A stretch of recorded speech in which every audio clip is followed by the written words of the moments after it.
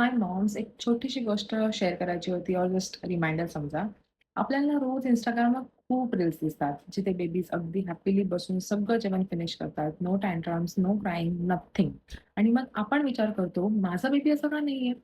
आपण किती प्रेमाने न्यू रेसिपीज बनवतो, प्लेटिंग करतो, एक्साइटमेंटने सर्व्ह करतो, पण बेबी एक बाईट घेतो किंवा कधी-कधी खात पण नाही किंवा बघत सुद्धा नाही.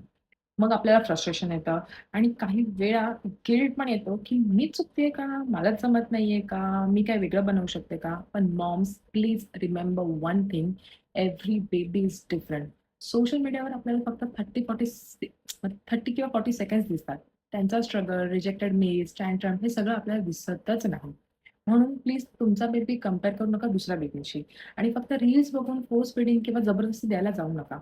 स्लोली इंट्रोड्यूस करा, रिपीट ऑफर करा, पेशन्स ठेवा.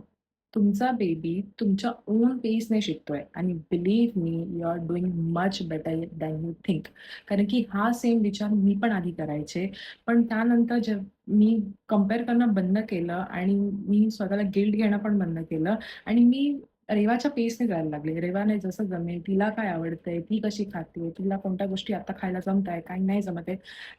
त्याप्रमाणे मी तिला गोष्टी देत गेले. सो मॉम्स, गिल्ट नका घेऊ आणि तुमच्या बेबीच्या पेसप्रमाणे जा आणि बेबी त्याच्या पेसप्रमाणे बरोबर अडॅप्ट करतात गोष्टी. बाय.